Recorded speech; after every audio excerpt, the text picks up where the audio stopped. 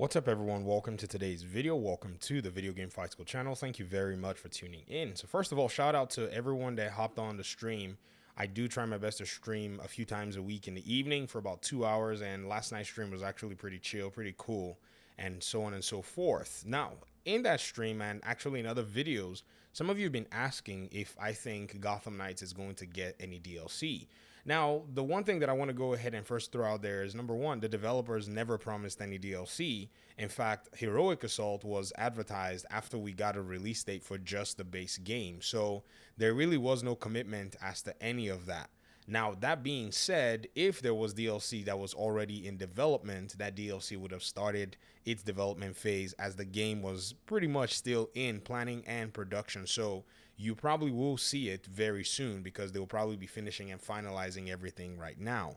Another thing too is, video games will get a lot of support. They usually have the potential to get longevity and so on and so forth.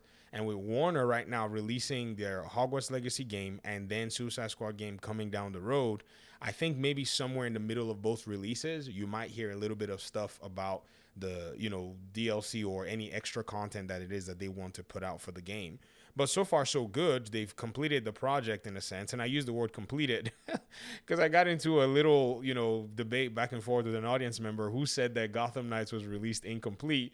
And I've been asking them what makes Gotham Knights incomplete. And all I've heard is just personal preferences that everybody else that doesn't like Gotham Knights cites. Oh, the game is bland. The game is an open world. It's this, it's that. That doesn't fulfill what I like about games. Like, it's not like Arkham. All these things that I keep hearing.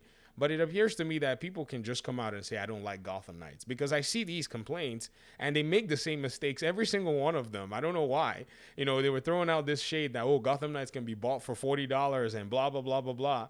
And I pretty much just countered and said, all of these claims, yes, they are valid in a sense, but they're only preferential, claims, because other people like different aspects of Gotham Knights that you say you don't like or people say they don't like.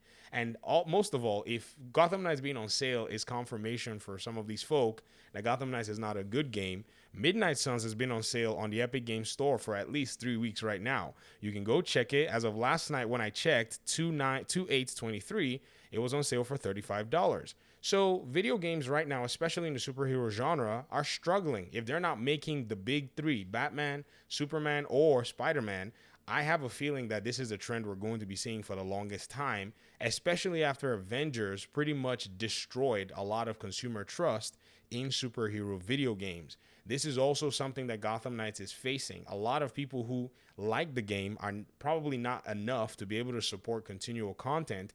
And a lot of people who could like the game have been influenced by a lot of the noise and the tirades on the internet. You guys know how that goes. Because again, I've shown many different incidences and scenarios where people come back and say, hey man, I thought this game was going to be bad. I decided I'm going to give it a try.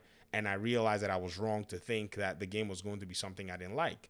The game is its own thing. The game tries to basically open up and fill up a niche of an RPG game that is not necessarily prevalent in the superhero genre. Because another thing people don't necessarily realize is, like I cited Midnight Suns, I also usually cite Injustice 2. So you have different of these games. You have the turn-based superhero games, you have the fighting superhero games, and now you have an RPG superhero game. Not everybody played Injustice 2, not everybody played Injustice 1. In fact, even the audience that Injustice 2 and Injustice 1 is actually, in a sense, targeted to, don't even play it. I remember even last night, Ninja Killer, who is a Mortal Kombat streamer, yesterday on his stream for Mortal Kombat, people kept asking him, and they always ask him every time. And I know his answer because it's almost an official statement at this point. They say, hey, Ninja, why don't you try Injustice 2 ever? And he's like, I don't like the game. I don't want to play it because there are certain elements in the game that I'm not a fan of. And I can respect that. That's something that you just have to say. For anybody to come out here and start saying, oh, there's this and there's that, and not actually chalk it up to personal preference, in my opinion, they're not being honest with themselves. And Gotham Knights is one of those games that pretty much somewhat exposes, the fact that people don't want to just admit that their personal preference does not like this game, instead of just going ahead to say, this is what I think. I just don't like Gotham Knights, and that will probably be a better way to put it. So it's this kind of, in my opinion anyways, a somewhat confusing scenario that kind of puts Gotham Knights in a weird place where the fans right now have, basically enjoyed the game. They're not enough to rally around. They're not enough numbers. So I don't know if Gotham Knights is going to be getting any DLC other than the fact that possibly DLC was planned in the past and the DLC is being finished and is materializing. But as for the game, I enjoyed the game. It's an RPG game. You got to play like an RPG game. It's not Arkham. A lot of these reviewers can't get out of Arkham. They're spoiled. They went in with big visuals and a very, very simple gameplay that is supposed to basically hold your hand.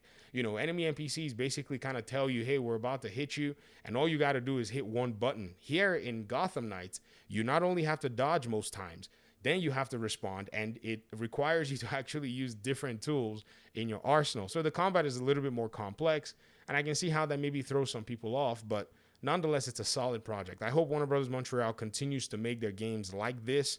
Maybe a little bit of visual presentation, but again, it's all style. It's the same Unreal Engine 4. It doesn't mean anything. I think people are always going for the ooh, shiny. So for the most part, they can't see past, that this presentation is different from the other presentation just because of a design stylized choice. Not because one game is superior to the other, because Rocksteady has never made an RPG game.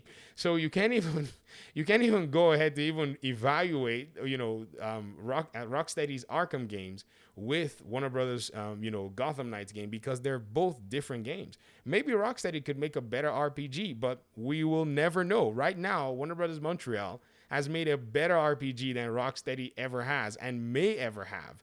Who knows? It's 1-0. Maybe the next Rocksteady game after Suicide Squad, or maybe Suicide Squad may have RPG elements, because I got to see a few things that seem to be in that direction.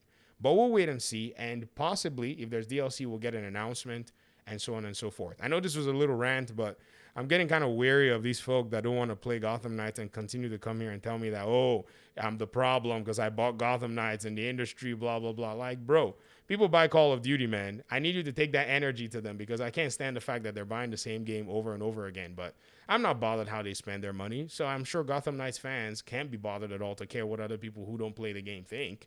But that's pretty much my opinion. Thanks so much for watching the video. I appreciate you guys' time and audience. Hopefully we'll talk pretty soon in another one. Peace out.